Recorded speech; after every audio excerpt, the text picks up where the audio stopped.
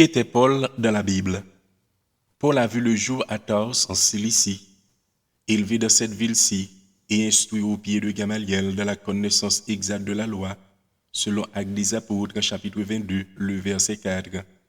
Issu de la tribu de Benjamin, selon Philippiens chapitre 3, le verset 5. Il vit à Tars, persécuteur farouche des enfants de Dieu, témoin de la mort d'Étienne. Les bourreaux qui lapidaient Étienne le chargèrent de garder leurs vêtements, selon le chapitre 7 du livre des Actes des Apôtres, le verset 58. Paul exerça le métier de fabricant de tentes, selon le verset 3 du chapitre 18 du livre des Actes des Apôtres, puis au verset 3 du chapitre 22. Sur le plan intellectuel, Paul fut formé par l'un des plus célèbres rabbins de l'époque, Gamaliel, le petit-fils de l'illustre Hillel.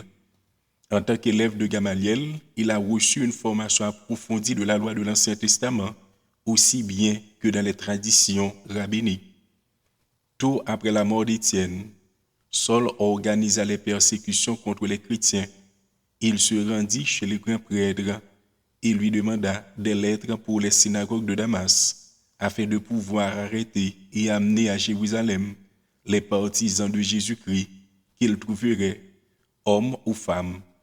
Selon le témoignage du serviteur Luc, l'un des collaborateurs de Paul, révèle que ce dernier, jusqu'au moment de sa conversion, exécrait les chrétiens et croyait servir Dieu en les persécutant. Étant en chemin pour se rendre à Damas, une lumière qui venait du ciel resplendit autour de lui.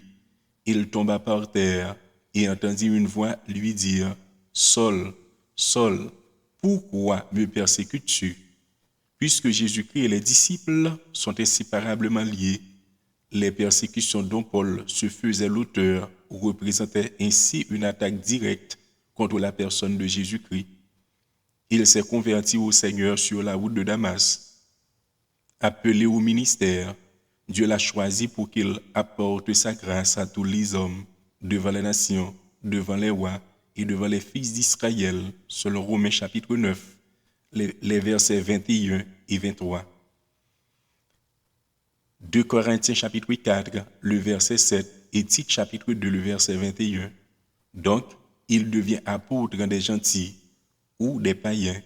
Il affirme son apostolat dans la deuxième épître aux Corinthiens, chapitre 15, les versets 7 et 8, témoignant ainsi, après eux tous, il m'est aussi apparu à moi comme à l'avorton, car je suis le moindre des apôtres. Je ne suis pas digne d'être appelé apôtre, parce que j'ai persécuté l'Église de Dieu. Dans les chapitres 6 et 7 de la deuxième épître aux Corinthiens, Paul se défend lui-même ainsi que son ministère, assure une nouvelle fois les Corinthiens de son amour sincère pour eux et exhorte à la repentance et à une vie sainte. Au chapitre 8 et 9, Paul exhorte les croyants de Corinthe à suivre l'exemple de leurs frères de Macédoine et à exprimer leur générosité envers les saints dans le besoin. Il leur enseigne les principes et récompenses d'une vie de libéralité. Apôtre Paul a eu plusieurs voyages missionnaires. Le Saint-Esprit révéla aux prophètes de l'église d'Antioche que Paul devait entreprendre un apostolat itinérant, selon Actes des Apôtres, chapitre 13, versets 1 à 3. Il leur ordonna aussi de mettre à part Barnabas et Paul pour l'œuvre à laquelle Dieu les appelait. Paul a eu 3 voyages missionnaires. Le premier voyage missionnaire de Paul est mentionné dans les chapitres 13 et 14 du livre des Actes des Apôtres. Ce voyage a été effectué vers l'an 46 à 48. Le deuxième voyage missionnaire de Paul est mentionné dans les chapitres 15 à 18 du livre des Actes des Apôtres. Ce voyage a été effectué vers l'an 50 à 52. Le troisième voyage missionnaire de Paul est mentionné dans les chapitres 19 à 21 du livre des Actes des Apôtres. Ce voyage a été effectué vers l'an 53 à 57.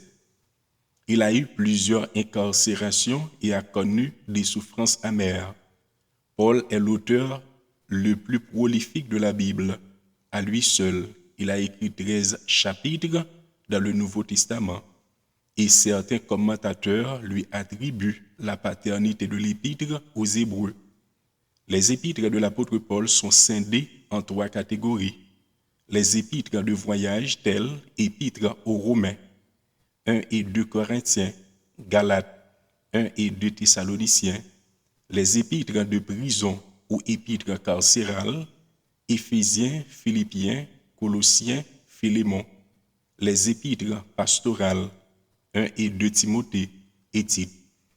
Selon le nouveau dictionnaire biblique, la première captivité romaine prit probablement fin en 62 ou 63 après Jésus-Christ. Paul aurait ensuite prêché l'évangile pendant environ 4 ans. Eusèbe situe le martyre de l'apôtre Paul en 67.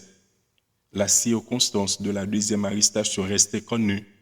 La rédaction de la deuxième épître à Timothée à Rome, peu avant sa mort, fait allusion à son emprisonnement. Que le Seigneur vous bénisse tous.